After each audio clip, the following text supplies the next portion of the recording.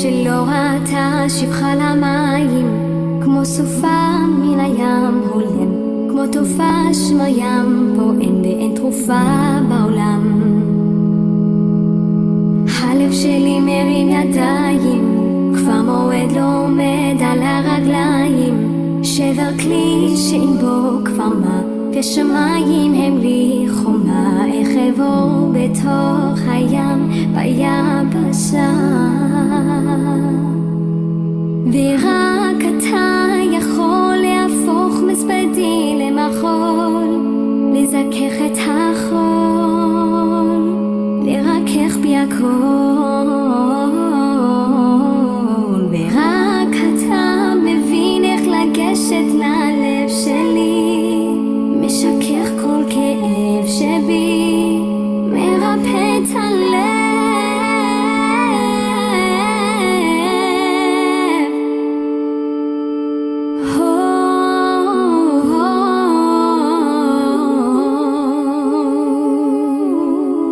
הלב שלי נקרא לשניים, חציו השם וחציו עוד לשם שמיים, כמו סופה מן הים הולם, כמו תופעה שמים פועם ואין תרופה בעולם ללב. ורק אתה יכול להפוך מספדי למחול, לזכך את החול, לרכך בי הכל. רק אתה מבין איך לגשת ללב שלי, משכך כל כאב שבי, מרפא את הלב.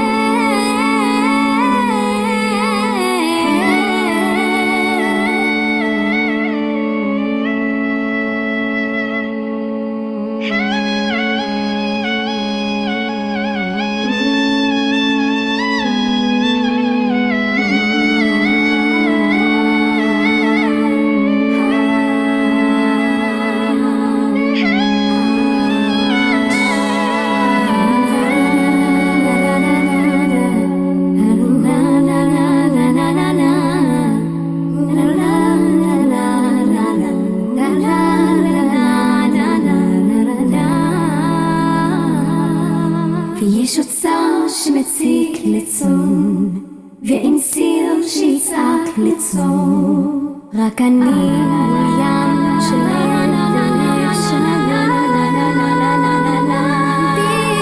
רק אתה יכול להפוך מספדי למחול, לזכך את החול, לרכך בי הכל. רק אתה מבין איך לגשת ללב שלי, משכך כל כאב שבי, מרפא את הלב. רק אתה יכול להפוך מספדי למחול, לזכך את החול, לקדש בי הכל. רק אתה מבין איך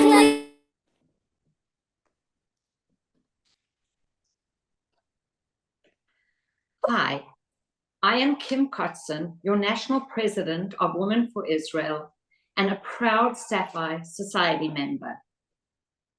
I would be remiss if I didn't make this statement. The silence of the global community on the atrocities of October 7th have been deafening. Jewish hearts have been shattered over and over again at the stories of unspeakable loss suffered by our families and friends in Israel.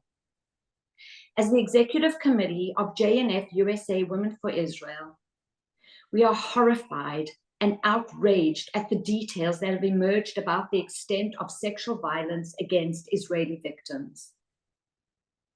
We are both disappointed and disgusted at the failure of leading women's rights and feminist organizations who have not condemned these atrocities and shown solidarity with Israeli women and men. The silence of these organizations has been felt most profoundly. Those who suffered these atrocities are not abstract names, numbers, faces, and bodies. Some of them are still being held hostage in the darkness of Gaza. And why is the world not demanding their immediate release? We hold all of them in our hearts, and we are committed to honoring them by strengthening our support for the land and people of Israel. I would like to welcome all who are new to JNF USA and to those who have been with us for years. Women for Israel members are philanthropists who harness the power of women to support JNF USA's mission of ensuring the future of the land and people of Israel. We form connections, build networks, and develop solutions in the US and in Israel. Women for Israel creates a national, multi-generational community of women who inspire and empower one another. For more than 25 years, women donors to JNF USA have amplified the work of our partners in Israel and our mission and values. Under the leadership of visionary women, we have built towns, changed lives, and made a difference. Our Women for Israel National Executive Board works to connect members with one another, to foster strong philanthropic, social, and professional relationships. We are a vibrant, strong network with a direct impact on the land and people of Israel. To learn more about our women donor societies, the giving levels, or to choose to join one, please contact Sarah King, our JNF National Director of the Women's Campaign, or your local JNF professional. I mentioned our mission of ensuring the future of the land and people of Israel. While this mission had a different meaning to so many of us 266 days ago, the root of it has not changed. Jewish National Fund does not sell projects. We are the vision. Our strategic vision has been and always will be to ensure a strong, secure, and prosperous future for the land and people of Israel.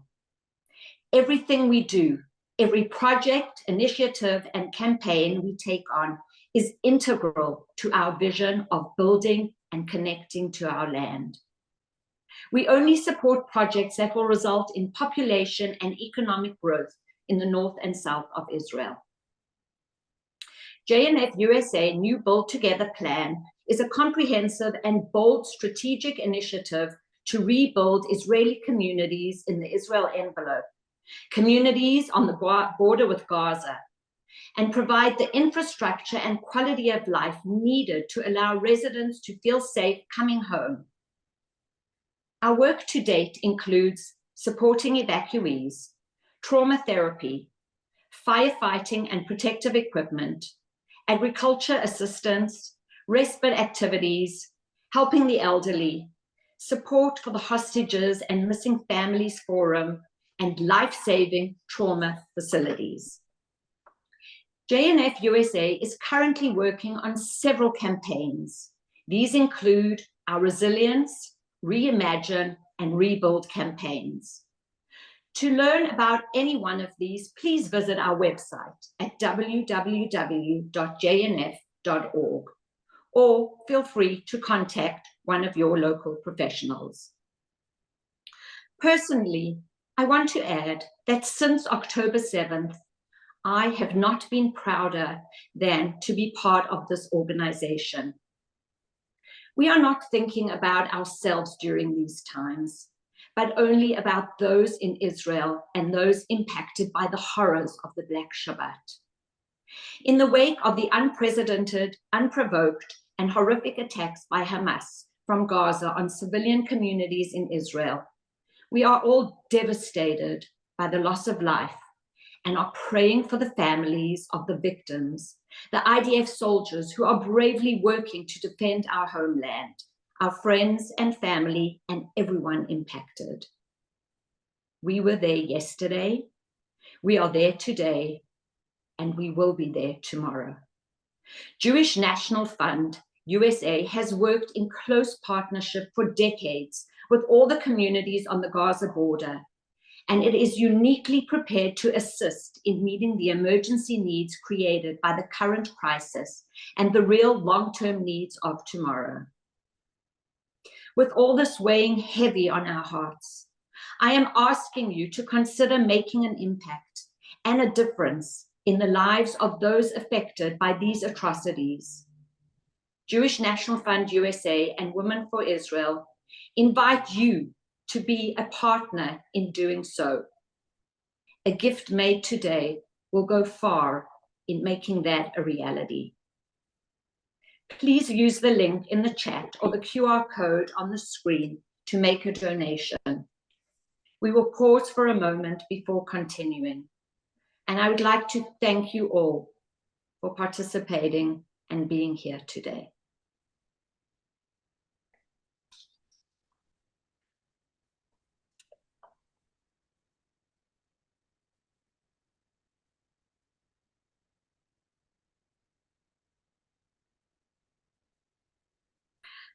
I would now like to turn it over to Barbara Berry, an exceptional woman and the immediate past president of the Women for Israel Executive Board.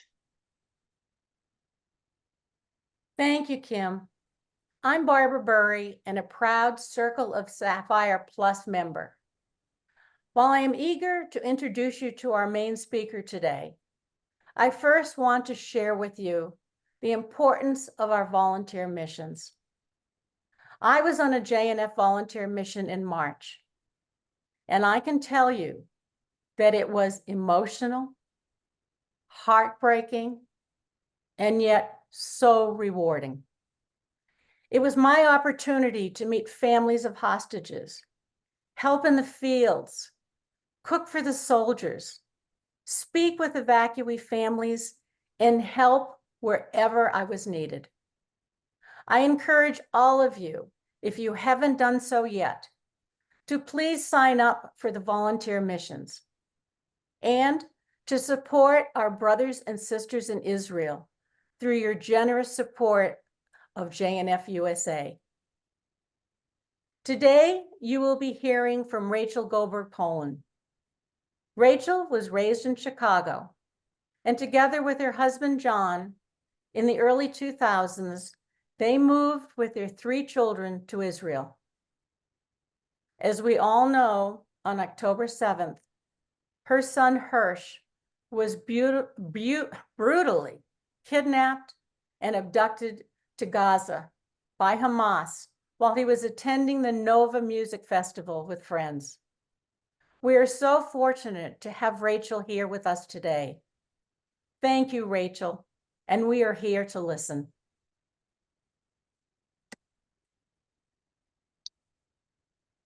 Thank you so much for having me. I feel really privileged to be speaking to this group of powerful women. And something important to say is often people write to us and say, you're never alone. Just know you're never alone. Don't ever feel alone. And what's really interesting is we've felt a lot these past 265 days, but the one thing that we have never felt is alone. Never. And I think it's because of people like you and your families and the love and support that you have been giving in whatever way feels right for you, because it's not a one-size-fits-all situation when there is crisis.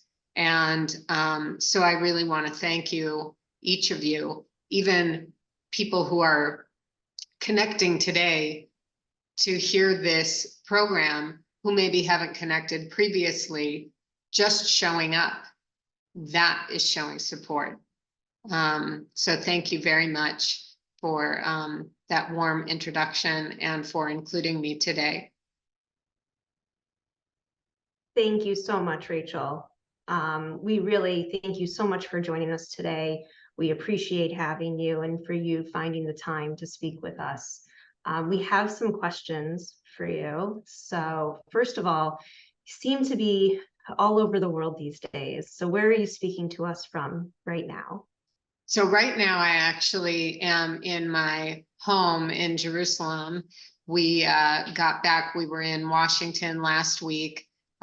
We are often traveling around because, as you know, we are dual American Israeli citizens. And so part of what we're constantly trying to do is activate anyone who is in a position of power or influence. And sometimes that means not working from here in Israel, but we've been in different places in Europe and obviously different places throughout America and other places, other countries that we don't really talk about publicly, because there's a lot of, in front of the scenes, but there's a lot of behind the scenes things that we're trying. We are, when you're in a desperate situation, you're willing to shoot in every direction. So we are happy to meet people who want to meet us publicly and people who want to meet us more quietly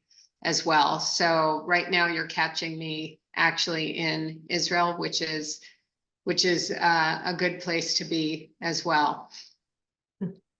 Wonderful. So it seems like you travel back and forth from the US and Israel to many other countries quite often. Is there, at any point, do you make a decision that it's been enough, I need to take a minute and just stay put?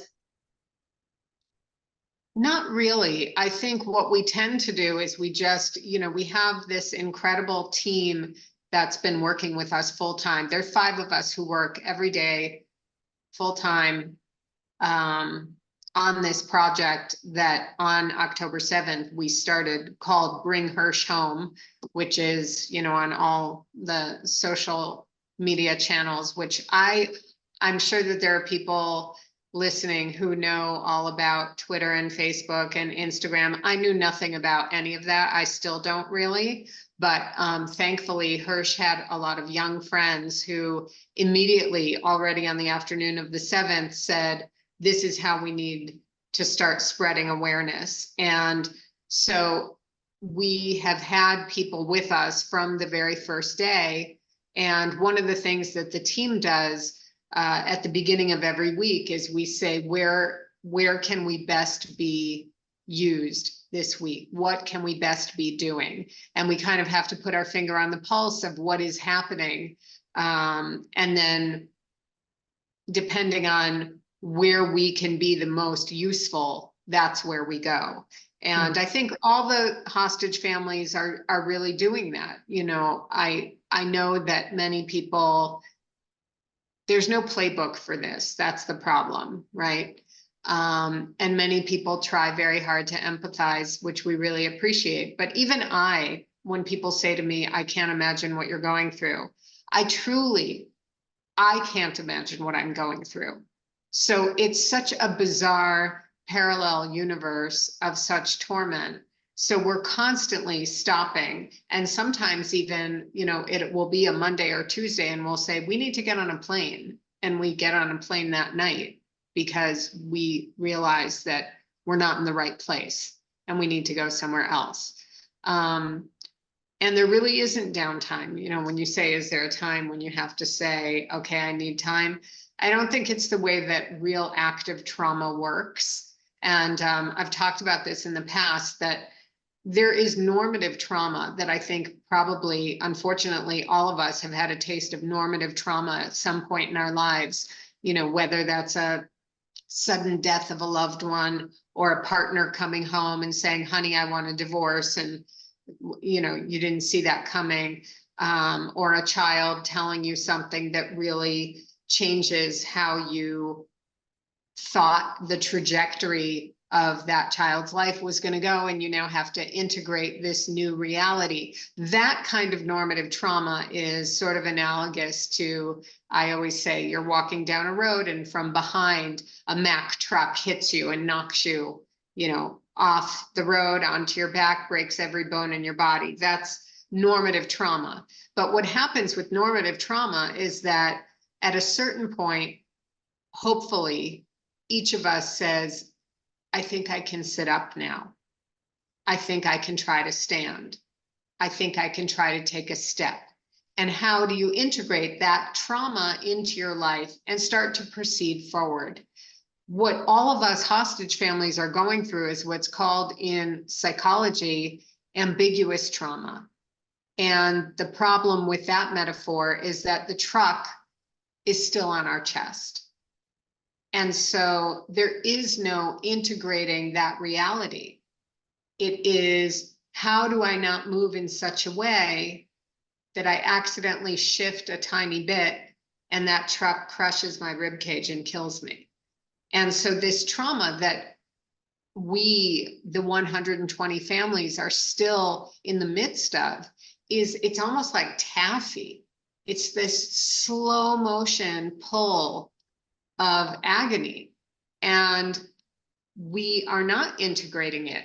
We don't behave like normal people. We're not in the same universe that you're in. I'm sure many of you have heard me say, you know, I get up in the morning and the first thing I say before my feet hit the floor is pretend to be human. Because in order to try to save Hirsch and the other hostages, I have to at least come across as somewhat normal. You know, if I do what I feel like doing, which is lying on the floor in a ball weeping, I don't think that that's really productive in terms of how do I save him? How do I save my only son? It's not by lying on the floor in a ball. And so all of us are doing those Herculean feats that we've heard about. I remember when I was in high school, somebody talked about some news story of a mother whose baby was trapped, you know, in the car after there was an accident, and the mother was able to lift the car. Right. I don't know if that's actually just an urban legend, but I remember hearing it in high school. And because when you're in that life or death situation with your loved one, your reflexes and your primal behavior kicks in. And that's where all of us are. And so there isn't a day off for that, unfortunately. So there are plenty of times, in fact, people write to me just today. One woman wrote to me and said, I'm a professional facial, I don't know, she does some like really fancy, beautiful facial treatment. And she was offering that. And I said, I think it's so kind and generous. There's no way on earth I could do that. And another person wrote, I'm a professional masseuse and I would love to come and give you a massage. And it's like, I'm so humbled and appreciative that people want to do these kindnesses for us. But I feel like I have third-degree burns all over my soul, and I am not in a place where I can stop and do anything like that. It's constant motion. It's 18 to 20 hours a day, things that I never thought I had the ability to do. I always was someone who felt I needed sleep. Let me tell you, after 266 nights of 4 hours or less of sleep, we do not need sleep. We think we need sleep. We don't need sleep because I'm actually still functioning. Well, somewhat, that's probably debatable, but I am somewhat functioning. And so that's the long answer to, do you ever sort of take a breath and say, I need some downtime? You know what, when Hirsch gets home, I will be doing all of those things. It's completely understandable. I think that, you know, the next question I have is kind of a segue from what you were just speaking about, but do you think that, you know, becoming an international advocate for your son and other hostages has either made it harder for you to be out there all the time, out here all the time, or do you think that it's given you a little bit of strength to keep going? That's a really interesting question, because I think the answer is it's a bit of both. Certainly when I'm out doing what we're desperately trying to do, which is to advocate and educate and influence, I feel like that is what I'm supposed to be doing in order to help save Hirsch and save the others. And when seeing people along the way, today we had meetings in Tel Aviv, and we took the train there because it's so arduous to actually drive to Tel Aviv with all the traffic and everything. We took the train, but then there's always the tension of knowing, we're walking like this because it's really sad. Something that I miss, someone in an interview yesterday said to me, what do you miss? And I mean, there's such a list of probably hundreds of things that I miss, but one of the things I miss is, first of all, I miss people not knowing who I am. Second, I miss that it used to be that when people would see me, and Sarah, you could appreciate this. I'm originally from Chicago, so I'm a Midwesterner. So I'm really friendly and I smile and I greet people with a pleasant face. My dad always taught me to do that. And now, first of all, I walk with my head down because when people see me and they recognize me, they burst into tears, which is really hard for me to be the catalyst for people crying. And I miss just being someone who can smile and say, hi, good morning. And the person receiving that says, hi, good morning back to me. And so what's tricky now is that I am recognizable, but it's recognizable for something that's everybody's worst nightmare. And that's a really sad thing to be. Yeah. Has there been any particular moments or messages that you've received that give you strength or hope? I mean, every single day, there are thousands of people who write to us, and that's really empowering. And it's people from all over the world, and it's people who are not only Jewish people. That is strengthening, of course, but there is, John always says, there's something about getting these messages saying, my name is Cynthia and I live in Venezuela and I say the rosary every single morning when I wake up for your son. There's something very powerful about someone who is not part of our family, our huge, Jewish family, which, and also obviously when our Jewish family writes to us or is saying, I'm saying Tehillim, I'm saying Psalms every morning for the hostages. I'm wearing the tape because that's something that I feel comfortable doing. Every morning I have a friend who lives in New York who writes, okay, just wrote to the White House. People do, there are things that everyone can do. Not everyone is comfortable doing everything. On the Bring Hirsch Home page, there's a button that says, what can you do? And there are 2 pages of just things listed because it's not one size fits all. This is a really complex, painful, tangled situation that our people are in. And not everyone is comfortable doing each of the things that could be helpful. But everyone can find 1 or 2 things that works for them. And so I get hope every single day. I also, before hitting the floor in the morning, we have this mantra that we always say, hope is mandatory. It's not advice. It's not a suggestion. It is mandatory. It is a command. And so we say that, John and I say that to each other. It's mandatory. And we also, throughout the day, I think that you've heard that, I'm constantly talking to Hirsch saying, I love you, stay strong, survive. I love you, stay strong, survive. And I also say that to myself when I pray in the morning and when I pray in the afternoon. There's a prayer called Shema Koalenu where you can insert your own prayer within that prayer. And I use hand motions, like as if God needs me to explain what I'm talking about. And I say please pour strength all over me and pour strength all into me, because I'm not naturally a strong person. So I think that a lot of this, when people say, wow, you're so strong, I think, oh, it's all fake. But for now, at least it's working. Wow, it's so difficult to keep asking you questions, but I'm gonna try. I, you mentioned John, and you mentioned what you do in the morning and do together. Is there anything that, you know, your husband or your daughters do that help them, that is different from what you do, that they need differently, or that other family members of yours take in? Well, I think what's been intriguing is seeing what everyone needs and what everyone does, not just in our family and all the hostage families. As I mentioned before, unfortunately, since there's no playbook, we all have to do what we feel is the right thing to do. And there really is no judgment.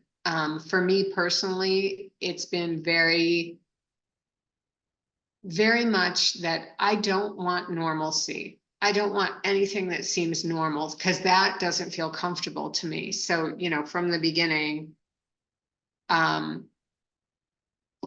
things like I haven't worn makeup, I don't wear my hair down, I don't wear jewelry, I don't eat sugar, I don't listen to music, I don't watch TV. In fact, when in the beginning of this program, when there was music playing and there were images going, it was actually, I was thinking like, this is actually hard for me because I haven't heard music in so long, but I didn't want to mute it because I was afraid that you guys would say, Rachel, are you there? And I would not know what was going on.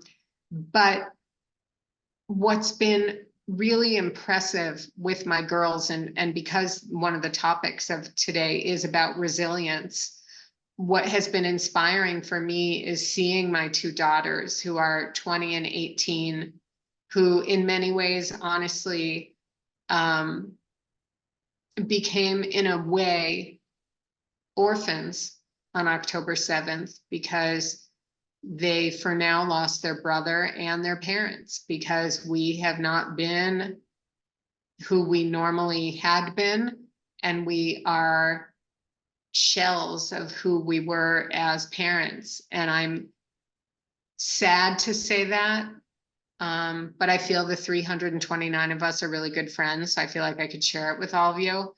I feel like many of you either are mothers or have had mothers and can appreciate that feeling that I have of I'm disappointed in myself that I'm not able to have more bandwidth and to be more available. But what's been interesting is that my girls have become very maternal to me. And they have been very much there for each other, and they have incredible friends, and we have an outstanding community. Thank God, thank God, thank God, thank God, who have stepped in. And, you know, my 18-year-old just went through 12th grade. She graduated last week, and we really missed that last year of her high school, her education. But the school was so remarkable and caring and sensitive and generous and kind.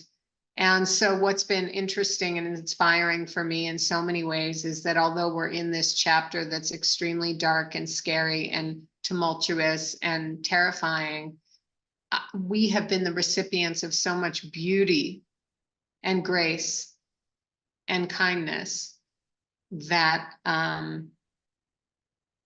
I'll never forget that. Well, we hope to keep continuing that for you.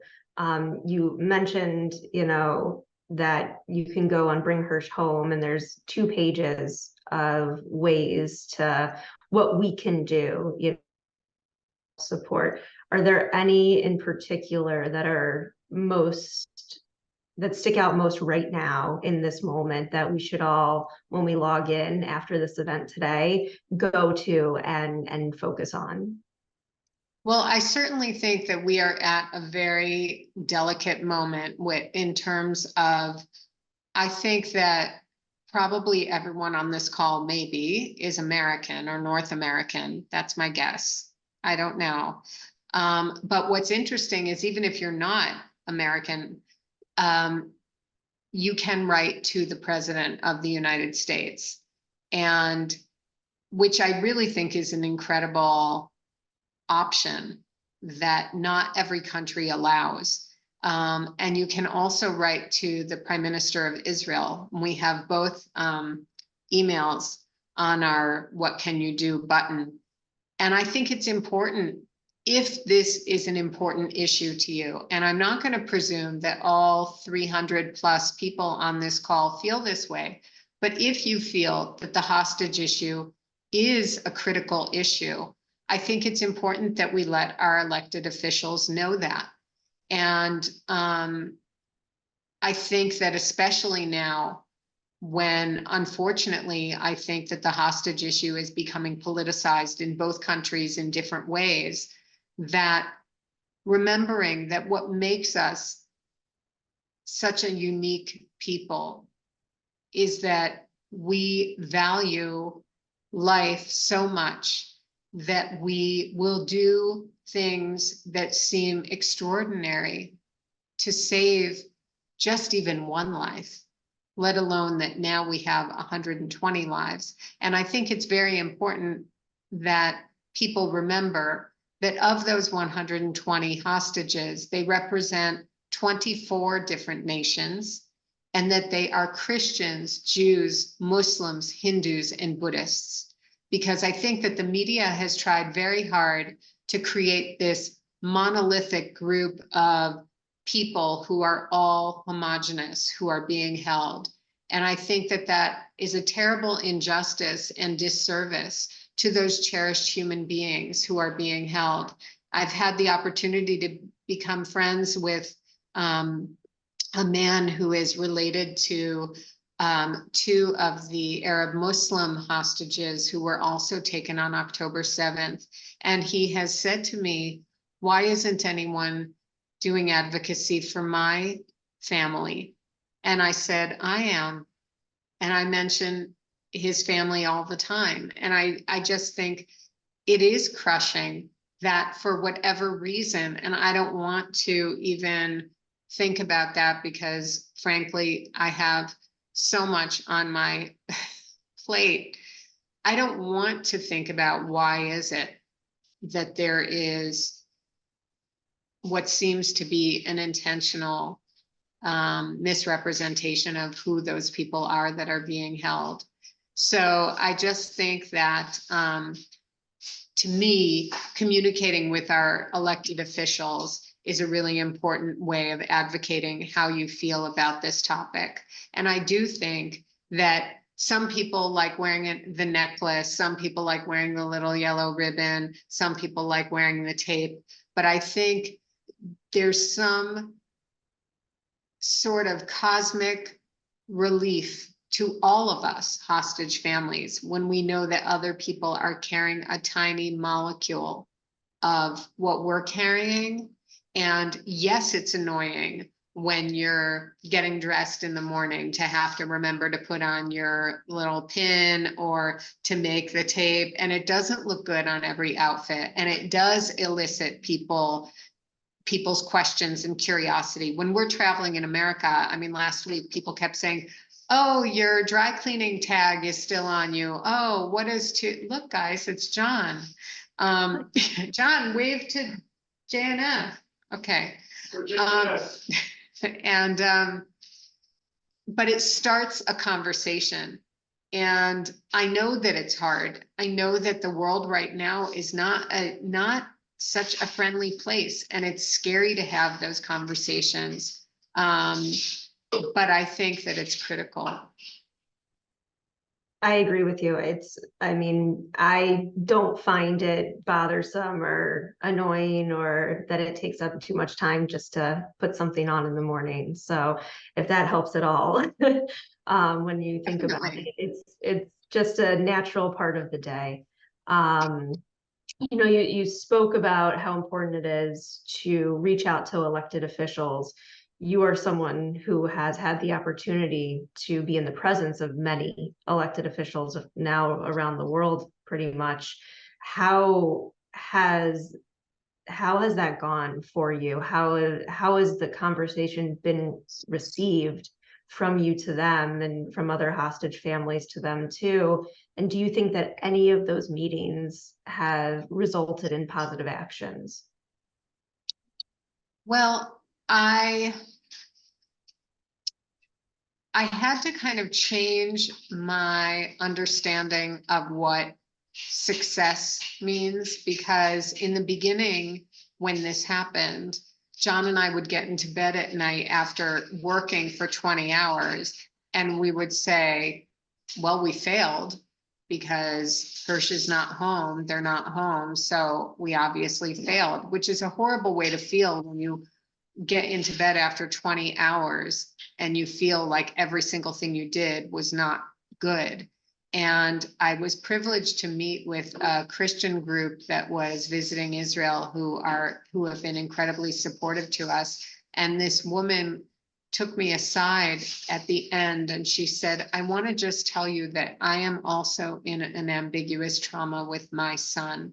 She said, I'm not going to go into the details, but I want you to know that it's very important that you get into bed at night and you say, have I done every single thing today that I could do to help this cause? And then you don't feel like a failure. And it was the reframing from this lovely woman that gave John and me the permission to say, we are chipping away.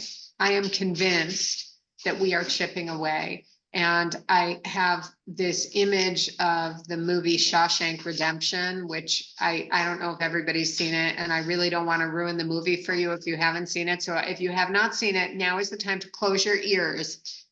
But there's something that seems like he's doing this arduous thing, this teeny tiny thing, and then suddenly he is free because of this teeny tiny work that he's doing each day. And that's how I look at what we're doing. I think that we're chipping away at a huge challenge.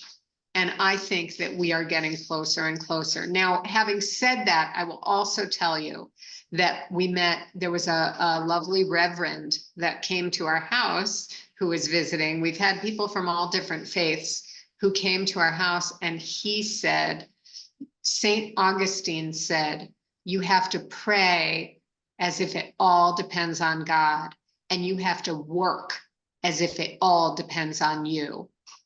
And that is exactly what we do, because we are faithful people. We are religious people.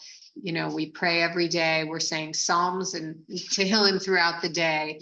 And I believe that God is helping us and God is with us, and that I just don't know what the vessel is that is going to be. What is the stone going to be that's going to be unturned that is going to solve this? And so we go and we meet presidents and prime ministers and influential people and business people and Hollywood people and, you know, behind the scenes people in weird dark basements without, you know, they'll say like, and don't bring a phone and come by yourself. And I will go because this is my only son.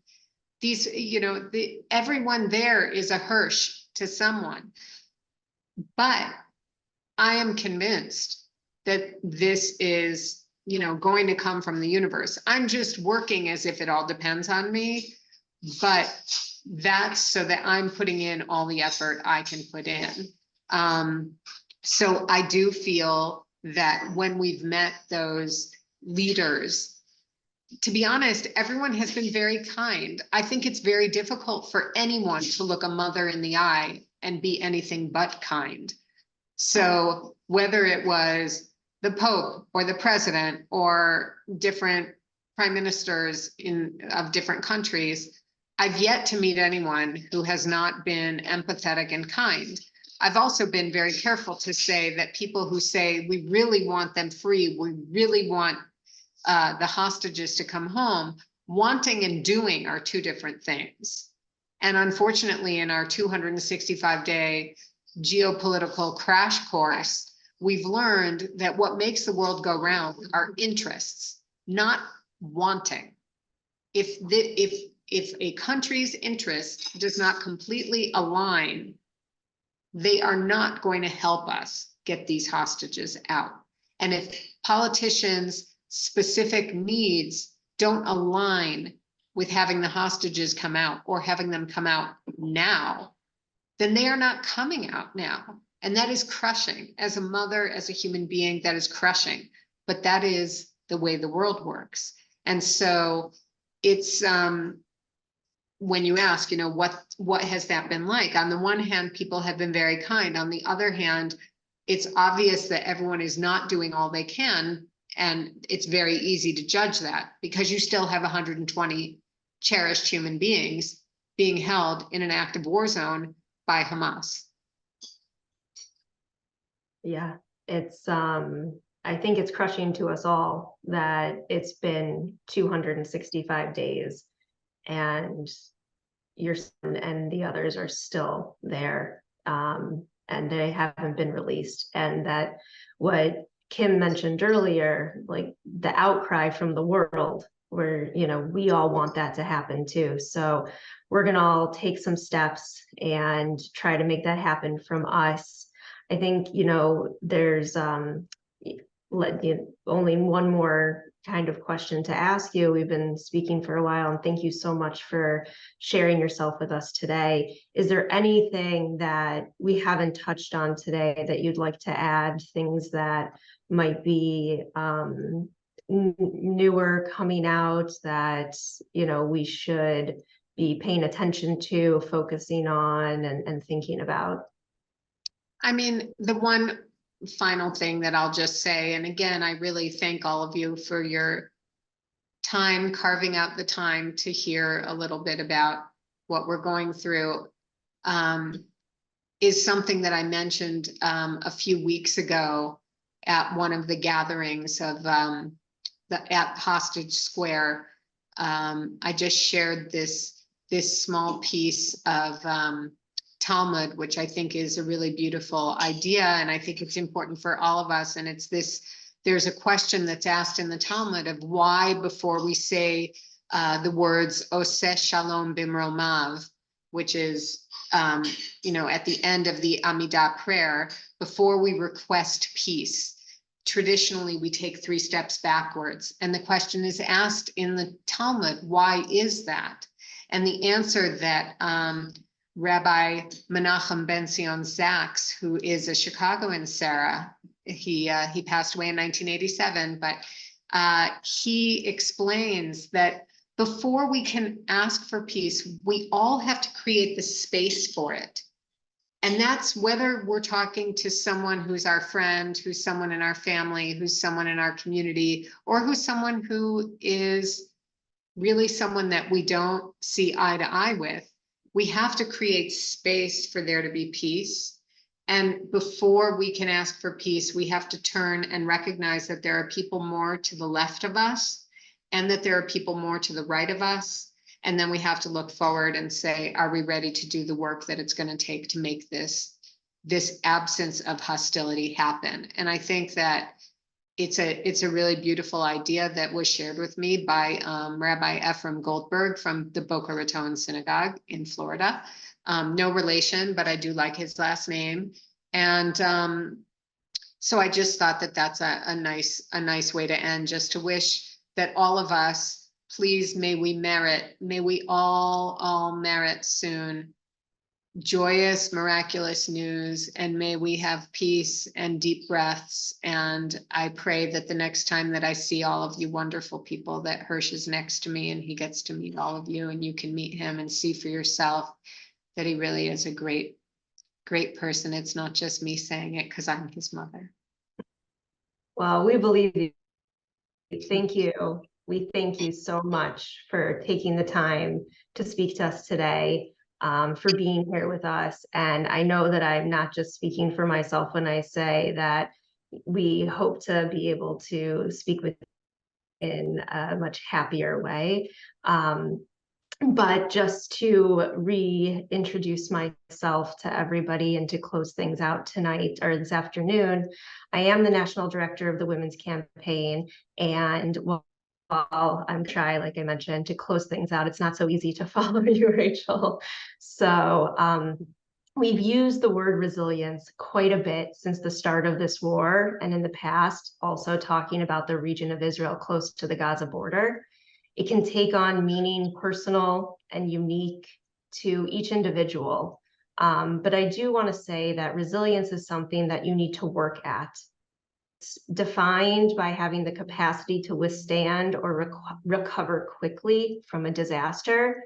And as the disaster and war that Israel faces is still ongoing, there are some of us that need to start looking to the future to be able to help. And the best way to build resilience is through providing services to people to cope for today and for the future. So to have that and to be able to do it for the rest of their lives. Many types of healing practices go into building a resilience program. These practices include cultural, communal, spiritual, and therapeutic, both physically and emotionally. JNF Israel Envelope, which are the communities on the border with Gaza for decades. Before October 7th, they have been the target of rocket attacks, thousands of them since the year 2000. Jewish National Fund USA's resilience centers have been providing emotional support to families in living in the region for years. And now, with the number of people needing mental health services skyrocketing, we have and continue to expand the facilities and its services to meet the growing needs of the region and the rest of Israel. These numbers will continue to grow as people hopefully return from active duty and reserve duty and feel the ongoing impact and weight of their post-October 7th world. We have other JNF resilience centers already set up and functioning for physical and psychological support, including those that use animal and music therapies. And in addition, we also have physical therapies where they didn't exist before. For example, Adi Negev, Nahalat Iran, is a one-of-a-kind rehabilitation village that cares for more than 300 residents and special education students with severe disabilities. This facility is now also a rehabilitation site for those injured in combat and on October 7th. It's located just outside the town of Ofakim, which was one of the hardest hit places on October 7th. And last month, as Barbara mentioned earlier, I was also able to go on a volunteer mission. And I had the privilege of leading the mission to Israel of all women, able to see this amazing facility, and even had the opportunity to witness a group of 6 soldiers who were injured in combat take part in a physical rehabilitation session. Let me tell you, talking about it is hard.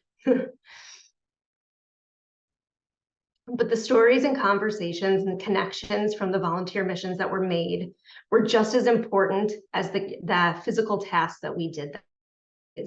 And I could not be prouder than to work for and be a part of our organization. JNF USA has been building and bringing people to the North and South and providing the necessities for a quality of life for decades. While it might be hard or to think too soon, people moving home and rebuilding their lives again because the war is still not over, it's what JNF USA is here for. About 60% of people living in Shahar HaNegev in the South have been able to move back because of what we've been able to do and provide for them. And like you heard earlier, we were there yesterday, well before October 7th. We are there today, and we will be there tomorrow. We have no choice. So to learn more about our 7 action areas, our rebuild and reimagine plans, and all we're doing in the North and South of Israel, you can visit jnf.org. And please, join me and all of these amazing people that you see here today in Dallas on October 7th, or October 14th through the 17th for JNF USA's Global Conference for Israel. It's going to be filled with solidarity and inspiration, and you can register using the link in the chat. I really, truly hope to see you there. And lastly, I urge you to share what you heard today with your networks. Invite them to see what JNF USA is doing to support the people of Israel and show them that we are actually much more than planting trees. So thank you very much. And Am Yisrael Chai.